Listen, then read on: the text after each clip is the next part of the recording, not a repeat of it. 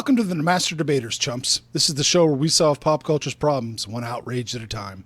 I'm Abe, co-host of the Movies and Stuff show, which can be seen live every Tuesday at 9 p.m. Eastern, right here on this channel. And joining me are three other guys that may be ugly, but they certainly aren't virgins. First up, it's the other guy on the Movies and Stuff show. It's the Punisher himself, Dan. Got nothing. Okay. That would be a welcome change.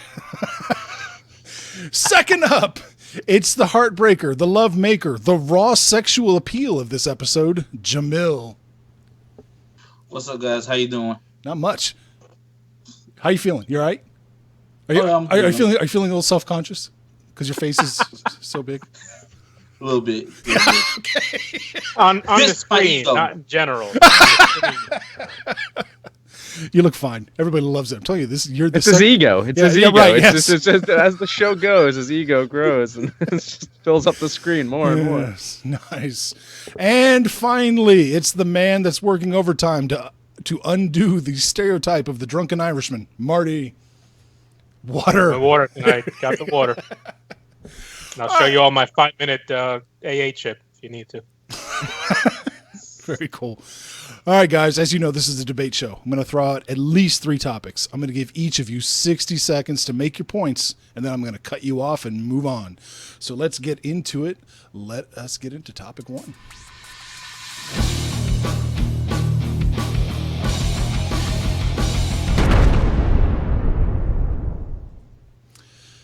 "2016 is almost done. So with it coming to a close, I want to know from you, what is the best and worst superhero movie you saw this year?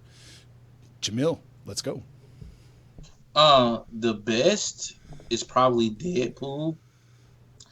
I think you can't get as spot on as you could with that comic. The worst is probably Batman v Superman. I'm very critical of that movie, even though there's some things that I like. But overall, I think what it really boils down to is the movie's just not enjoyable, and it feels like a slog to get through. Even the director's cut, just kind of look, y'all. Look, Zack Snyder is like a dude, bro, who wants to be smart, but he's not. That's all I got. That's really That's it. You still got 15 seconds. And we got that face for 15 seconds, so say something. I got nothing. Nothing. All right. I'm going to let it go all the way. This is not to make it awkward. The program sometimes has a hard time resetting the video. So I'm going to make you wait 60 seconds. Marty! Bottom 3 for me were, I thought about this today, Suicide Squad, X-Men Apocalypse, and just because it's the last one I saw and I was kind of bored with it, Doctor Strange. I settled it between X-Men and Suicide Squad, both because the endings of both movies are so bad. And I settled on Suicide Squad because the movie was so jumbled with the different cuts and different reshoots they did. And then the ending was just really silly and it didn't work. Best, I really want to say Batman v Superman because I wanted to like that movie so much, but I really can't justify it. So we can't, and I didn't love Deadpool as much as everyone else did. It's funny, but I think people love that character so much, and that's why it resonated with them, and they just love the movie. So even though it had some problems, and everyone knows it's a cookie cutter Marvel movie, but I think Civil War was just such a great comic book movie that what it could do with all the characters it brought in and what it did for the Marvel universe. I think it was the best movie of this year, comic book wise, slightly over Deadpool. And even though BVS, I think, tried to do more, was more of a challenging film. All right. You're done. Daniel! All right. I could have had Jamil's time, so, Best hands down is BVS. Absolutely. Fantastic film. There we go. Actually had some balls. Like, it actually tried to do something. Messy at times, but it was a beautiful fucking mess. Say what you will about Zack Snyder's direction. He's a gutsy filmmaker, and it's probably the best kind of superhero movie that we're going to get until Justice League comes out. Worst, let's see. I mean, I hated X-Men Apocalypse, hashtag Synergy, see the review on this channel. I disliked some movie called Civil War. I think that's probably the worst. I think Civil War, as much as I hated X-Men Apocalypse, Civil War should have been good, and it was just boring. The action was just lame, and Marty, go fuck yourself. I didn't love the movie. I don't know why you got to scream and go fuck yourself at me just to start having a toe. Okay. First question. All three of you are wrong.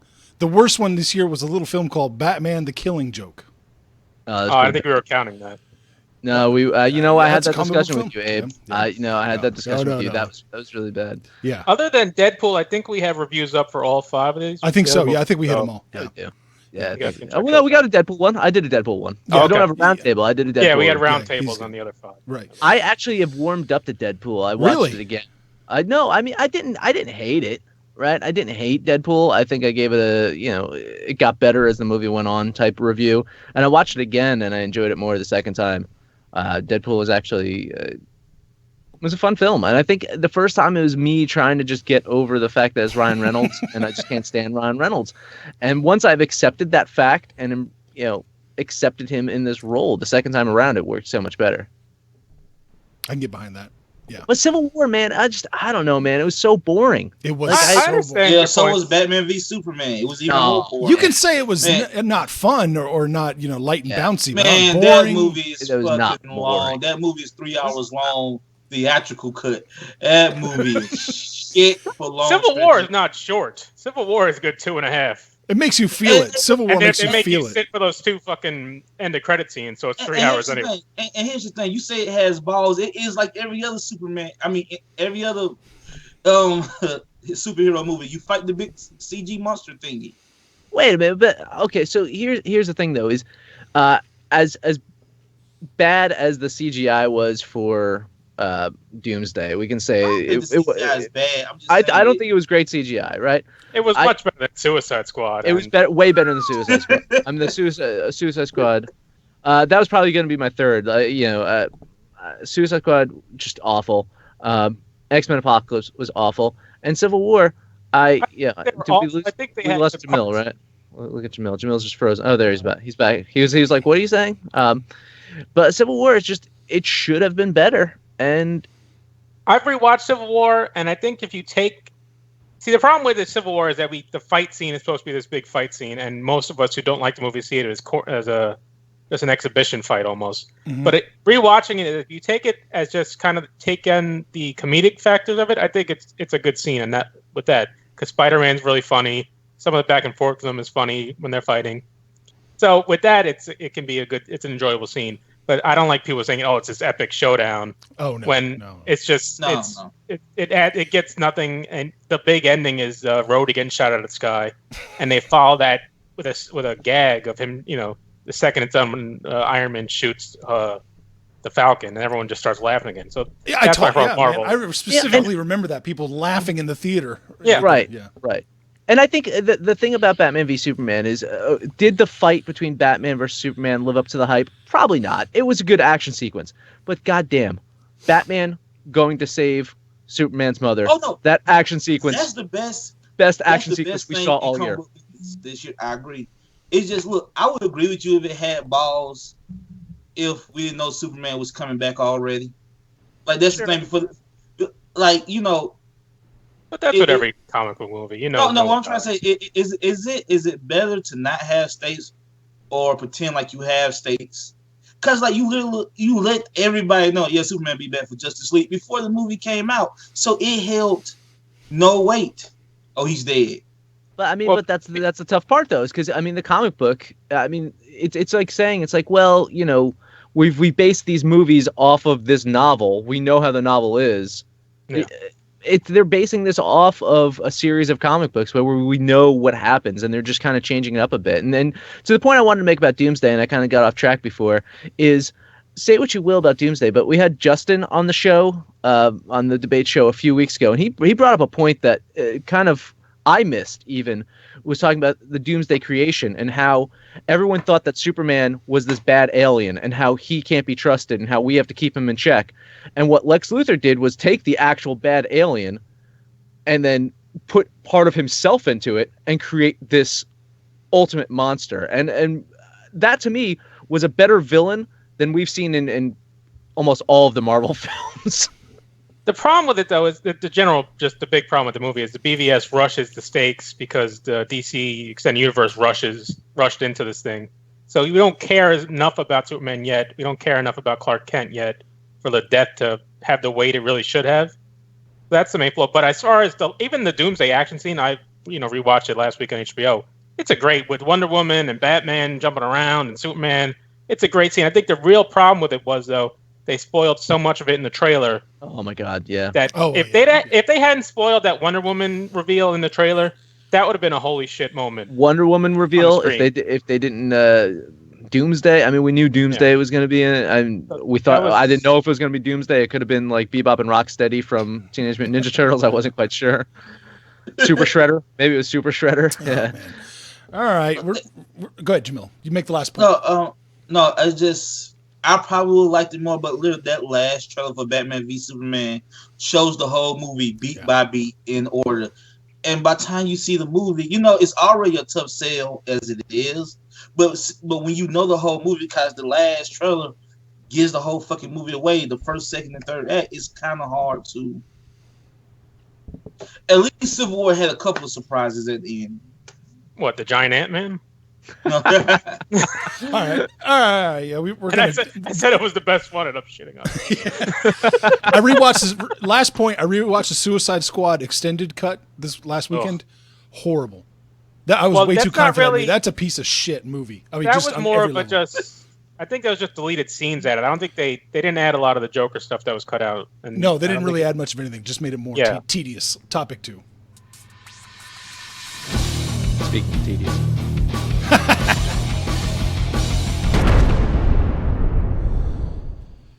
Rogue One's coming out, of course, and Darth Vader's going to make an appearance. And Dan got me going Tuesday before the Master Movies and Stuff show about Darth Vader's various costumes. And when we started looking, we had quite an intense discussion about which Darth Vader costume was the best.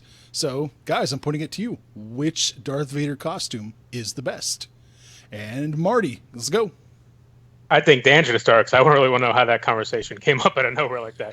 But I'm gonna go classic. I'm gonna go Empire Strikes Back, which I actually have here from the Darth Vader Bespin collection. It has the 2 times I've seen Darth Vader that just scared the hell out of me the most. One being when Luke sees him in the during his trials on with Yoda, and he sees him in that cave. It was really the scariest.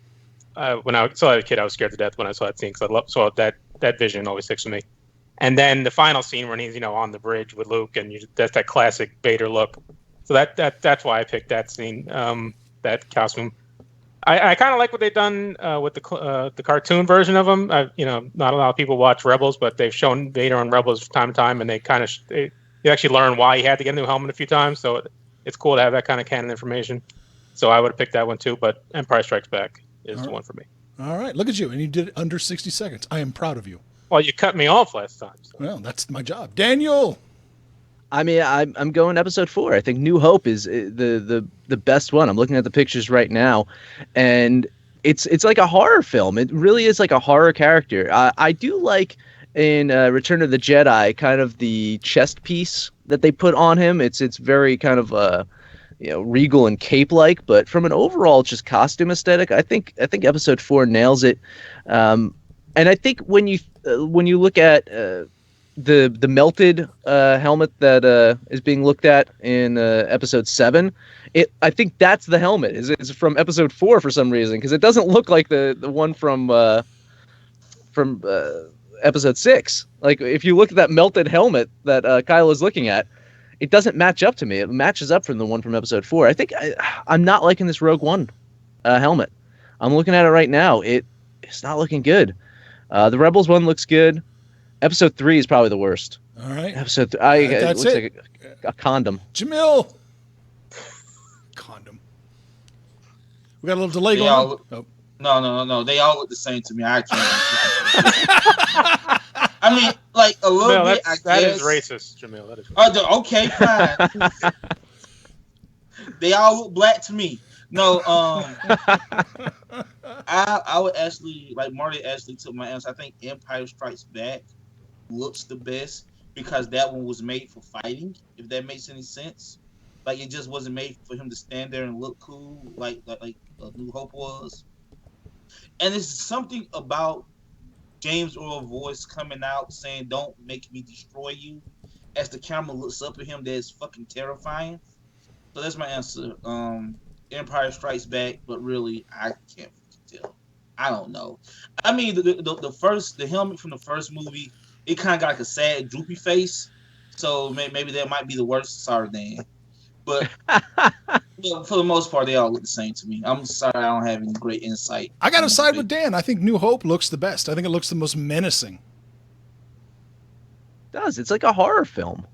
Oh, really? And how this kind of came up though is just on my Facebook feed, someone had a picture of all. That was the picture I was just looking at. It had all the different Darth Vader helmets, outfits like right next to each other, and I just started talking to Abe. I was like, "Yeah, I really like the one from New Hope." That's how it came up. That is.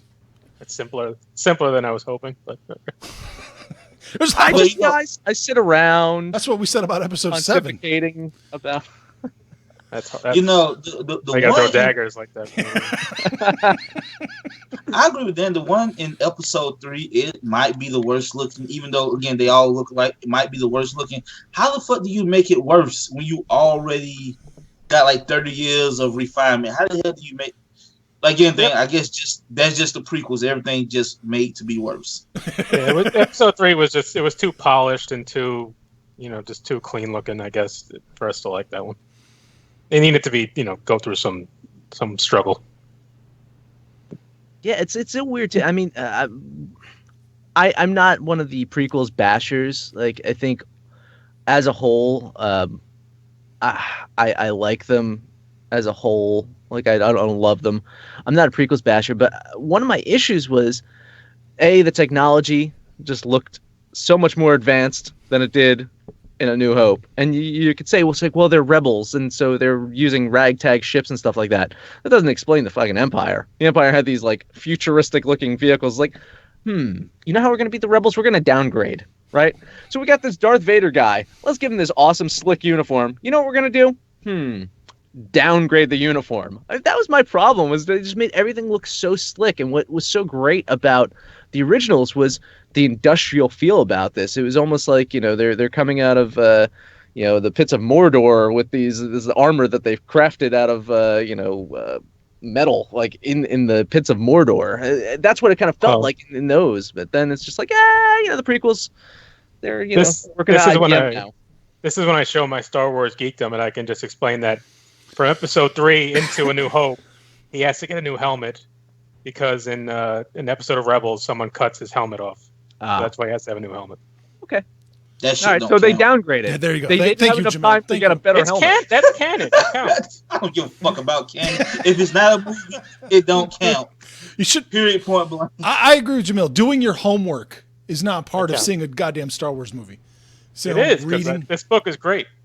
I mean, it's a Disney thing, though, now, right? It's a Disney thing because all the fucking Marvel films have them, too, right? You got to watch TV shows to get what the hell's going on in movies. Just one, though. Star Wars is getting really extensive with their books and their, cartoons, stuff like that. But I mean, it's only for fans, though. It's not, you're never going to have to read the books or watch the cartoon to get the movies. But for the true fan, for fans that really love the stuff, it ties in. These books kind of really tie in the prequel stuff to what's going on now. So it saves the prequels for us in a way. Like, what saved the prequels for me was the Clone Wars cartoon. That almost made those shitty fucking movies worth it. Because it was actually Clone Wars. We actually got Clone Wars in the cartoon. Right. We didn't get Clone Wars in the movie. We got Clone Wars in the cartoon. I mean, that's what happened. The biggest problem with the prequels for me is, like, if I have too many questions, I don't think it does a good job. Like, it's not clean, and that frustrates me. Like what's the difference between a clone trooper and a stormtrooper, right? And apparently within that 30-year period, we stopped using them. The clones had a shelf life, and that was the issue. The clones. That's the kind of stuff that gets explained in books. So that's why, but they don't go into that stuff in the movies. But that's what I'm saying. It's bullshit. Because obviously the reason George Lucas introduced them was to make, these are going to be the stormtroopers later. Then they changed their mind. They're like, nah, no, they're not. I mean, the main reason that he even introduced all of that is because of one line. One line in a film is like, oh, right. I knew him from the Clone Wars. Like, look, I know. and then there you go. I have a whole movie now from a Let me line. ask you guys. I know we're going. Sorry, Abe. When he said that line, what did you imagine the Clone Wars were? They were fighting people, other people that had been cloned, not that they had cloned troopers. You see me exactly. Well, I was thinking in my mind, it was like some espionage shit. Like they was cloning senators and shit. And like, oh shit, it's like an invasion of the body snatcher type thing. Nah, just a fucking war. Well, Deep Space Nine did that. So once again, Star Trek did better than Star Wars. Topic 3. Can't end on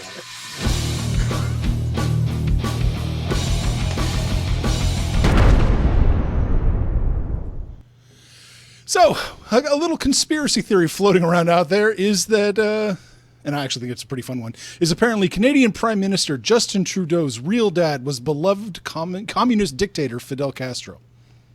So I wanted to know from you, if you had to have a secret celebrity dad, who would you want it to be?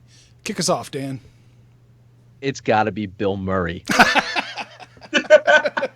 I mean, I would love to wake up one day and just find out, like, because this is how Bill Murray would do it too. He'd be standing at the foot of my bed, and he'd be like, "I'm your dad," and then that would be it. Because that's the type of shit that Bill Murray does.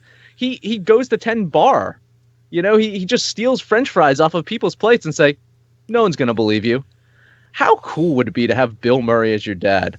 I mean, take away his little terrible cameo in Ghostbusters 2016, which I guess we have to forgive him for, because his body of work is drink up, everyone, drink up. Ghostbusters 2016. His body of work, film wise, he's a funny dude. Just seems like a great guy to want to hang out with. I'd want to go to a baseball game with Bill Murray, even though he's a Cubs fan, which I'd probably have issues with. Yeah. But Bill Murray also hated fathers and never wanted to be one. Don't forget that. There you go, Jamil. Just like most fathers. Can you guys hear me? Okay. Yeah. Yep. Okay. Well, I have an easy answer. Billy D. Williams. I feel like if Billy D. Williams was my dad, just by proxy, I would get his sex appeal. Just by proxy, I wouldn't have to even look as handsome as him, which I'm not. But just like him being around, I feel like Billy D. Williams could have sex with my wife if he wanted to. That's just how cool Billy D. Williams is, and he's like 80. Like, he was always the coolest guy to me, always. So yeah, that would be my secret dad. Worst case scenario is Bill Cosby, but Oh no, that's my answer. All More right. likely to be Bill Cosby, though, considering what's going on.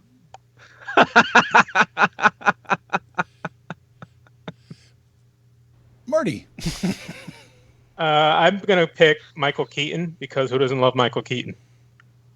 You get Batman, you get Beetlejuice, you get just a guy who kind of just keeps to himself, doesn't bother anybody. Mr. Mom. Great Mr. Mom, so he knows how to cook. He can clone himself if he needs to, take care of the job, like Multiplicity. Oh, God. He can steal a hamburger franchise, like his new movie coming out, and make McDonald's. He can maybe fly, considering on what you thought of Birdman.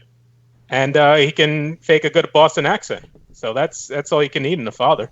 And my one question to Jamil is, if Billy D. Williams, you found out, was your father and having sex with your wife on the same day, is that like a really big deal? Or does that wash? Is it still okay? No, that's fine. He can do that. That's okay. Okay. I think Michael Keaton, she would probably say yes to Michael Keaton as well. So I think Michael Keaton would have sex with anybody I know. I gotcha. I'm thinking now Billy D. Williams probably has like a discount or a lifetime supply of Colt 45. So that's not a bad choice too. Jesus. Golden. No. Where did this top? Oh, yeah.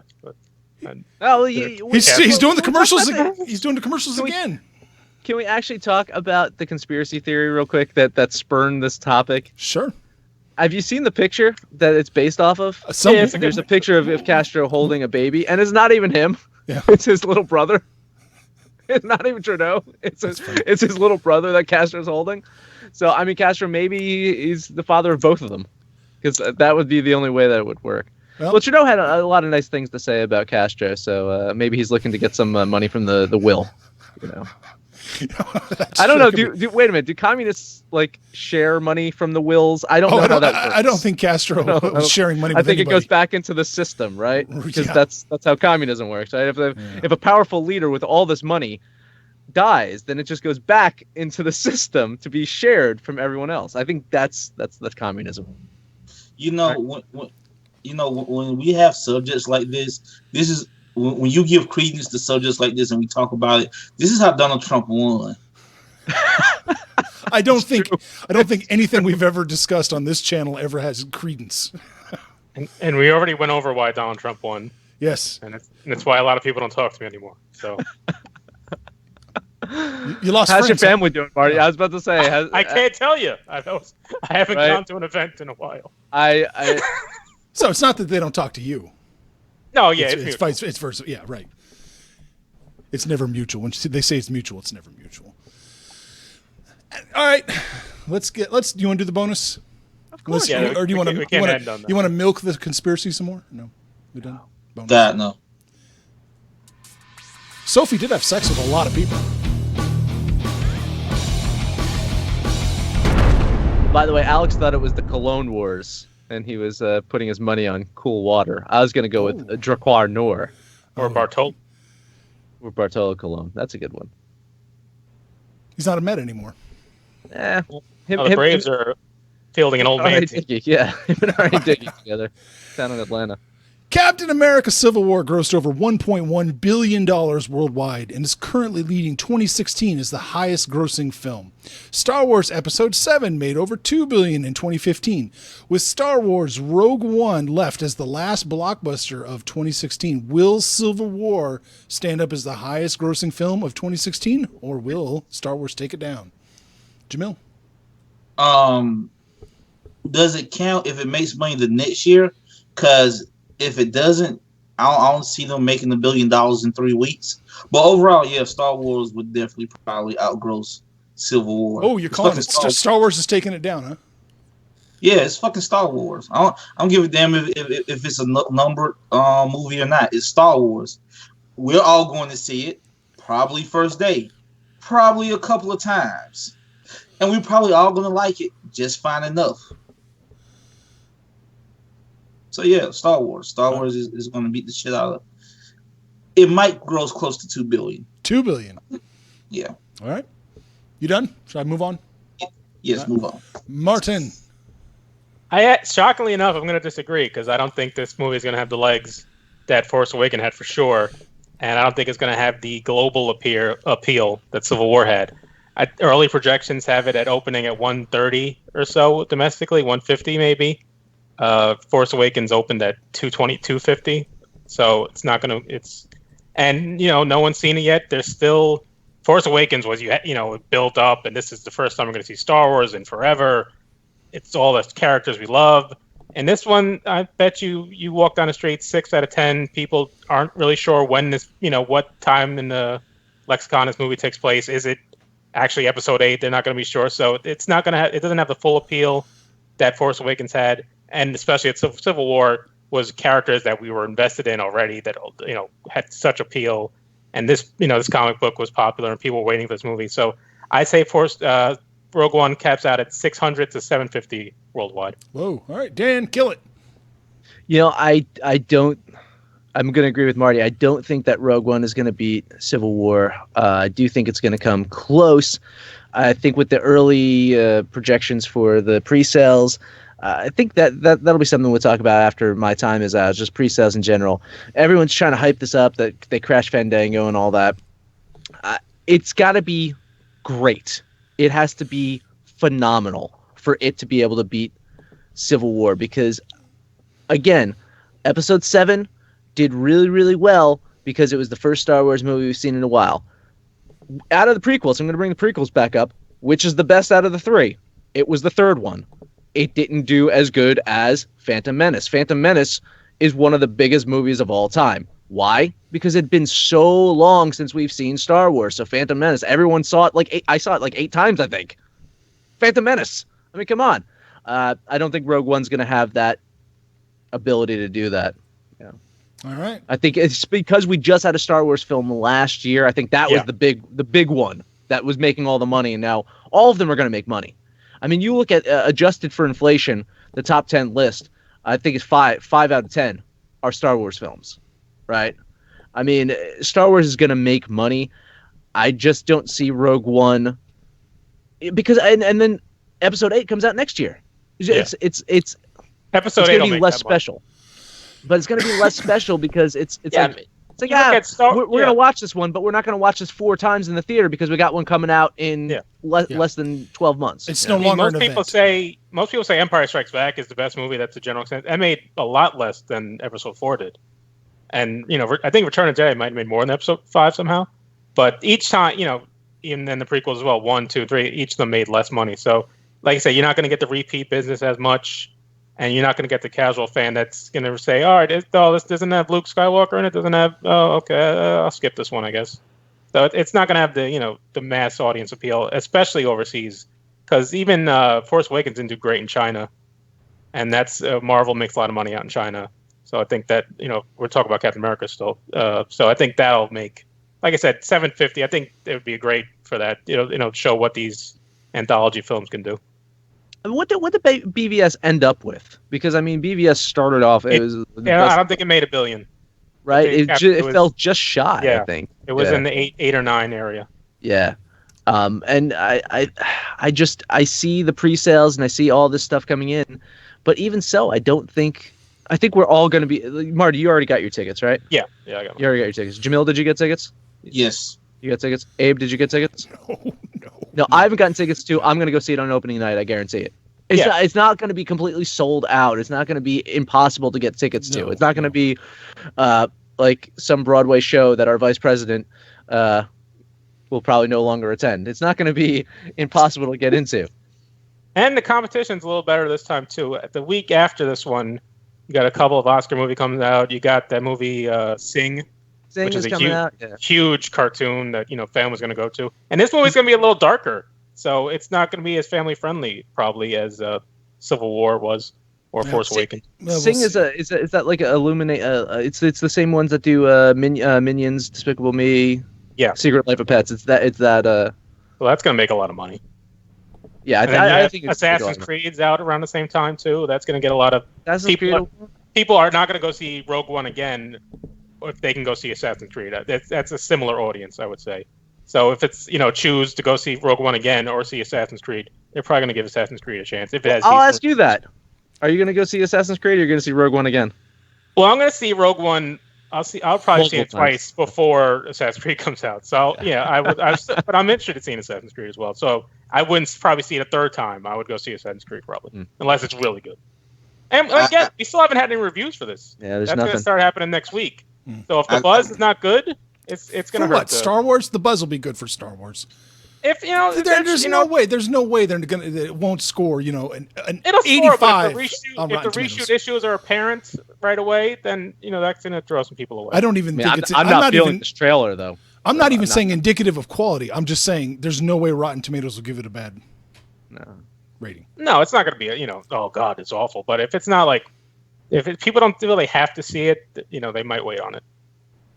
I mean, be honest with you, I love Force Awakens. It seemed like it might be better than Force Awakens because without the goggles on, Force Awakens is really just okay. It is really just average, yeah. It is a little better than average. It was after those 3 shit shows of prequels, it was just good to get back to basics. I agree with you on that, yeah. I think Force Awakens had an impossible job to do. Yeah, it did. So here's Star Wars. Go make the biggest. If you don't make the biggest movie of all time, it's kind of a failure. And somehow they. Well, I'm not counting Titanic because that's or Avatar. It was the biggest domestic box office, and it still made $2 billion. So it wasn't, it was in discussion, but it had to be a huge success. This is what Dan and I have talked about, though. One of the reasons I think Disney hypes up pre-sales is because they know they're sunk, because they can't overtake Avatar or Titanic. So they're gonna hype up pre-sales. I mean, you're never going to have that. I don't think the fact that Force Awakens got close to it is pretty shocking because you're never going to have that kind of run again where Titanic had. I think Titanic was in the theaters for like a year. You're just never going to. It wasn't a long time. No, just higher ticket prices. things like Well, that. you got to remember that Titanic started off really slow. And just, Yeah, but they just let it go. It came out in January against nothing. And it was like 10 weeks straight of at least 25 million. It was just it kept piling it up. Yeah. And Avatar was just this new thing that no one had seen. And even though it's the second greatest, it's for all the money it made, it has the least pop culture impact of any major movie I've ever. It's fucking China, man. China is single-handedly responsible for Warcraft being like one of the biggest films of the year. It's the reason fucking Transformer movies keep getting fucking made. China, man. Look, I'm telling you, like within 5 to 10 years, none of these action movies are going to make sense because they just don't care. Because China don't care. As long as it's pretty, they'll just go see it. But they fall asleep on Star Wars, but they'll fucking line up for Transformers. Get the fuck out of here. Well, I mean, the Empire is a little too reminiscent, I think, of the totalitarian governments over there. So I don't think they like to promote that movie too much in China. Robert Mayle is taking it to task, Marty. Oh, chat. For what? It says impossible job is way debatable. Like they had some obligation to reboot this franchise. Let it die, dude. Who cares? We'll see what happens. I do agree with him. Assassin's Creed looks terrible. I don't. You can go see it. I think. I don't. Yeah, I think the reviews are going to go see it, but I'm not impressed with the trailer. Well, the video games weren't that great to begin with. Let's be. You want Red Dead Redemption? Ooh, Kyle will argue with you. Kyle has cussed me out by saying those games are fucking mediocre. But it's a cut screen generator over and over again. That's what it is. Man, those controls in those games are so fucking shitty. Yeah. You're trying to like run and you're running up walls for no reason. You grabbing onto shit for no reason. Fuck those games. But you can jump off a building and land in a cart full of hay. And then strike that pose. All right, enough of this nonsense. This could be like the second Christopher Nolan Batman movie where he falls out of a window holding a girl and lands on a car, and they're like, "Hey, you okay?" Yeah, I'm good. That's very powerful cape. Nothing makes sense. That wraps up this episode of Master Debaters. It was a long one, almost 40 minutes. Let's see. That's a ramble. Yeah, Jamil, what are you doing? More podcasts soon? Hey, Jack Random Show, Super Knots Network. We'll be doing the show soon. Someday. Dan, what are we doing Tuesday? A show. Okay. Live, 9 p.m. Eastern. We'll have a show. That's what we're doing. Yeah. Marty, what step are you on? Accepting my fault. Yeah, I have yet to get an apology. I'm not saying that I'm going to get one. I woke up that morning and apologized to you and apologized to Abe and Amanda. He did. And he said he's sorry that he didn't want your bulbous head stretching out a sweater. That's all. Exactly. Yes. Thank you. You got the reference, Abe. Thank you. Yes. There used to be a thing when we used to just do the podcast where it was, I think, every single episode we made a Seinfeld reference. Yes, we have to. Jamil's going to make a joke about white people, so we have to get going now. So that's it, guys. I was going to say, hail President Trump. That's all. Just hail President Trump. Just looking to keep yourself safe there, Hunter Mill. He is the God Emperor. Don't forget that's his new nickname. Hey, look, he's giving everybody a cabinet position. If he can give me one, hey. What would your cabinet position be? It doesn't matter. I mean, look, he's giving people positions that they not even qualified for. Fucking give me agriculture. I don't know shit about plants. I think he's probably easy. He'll task you with going down to the fashion district to buy a lot of white cloth because they're going to need that for his cabinet. All right. Enough of that. Enough of that. And always pull the KKK joke in something. It does. Thank you guys so much for watching. If you haven't, please like the video, subscribe to us, comment, follow Marty on Twitter at something movies.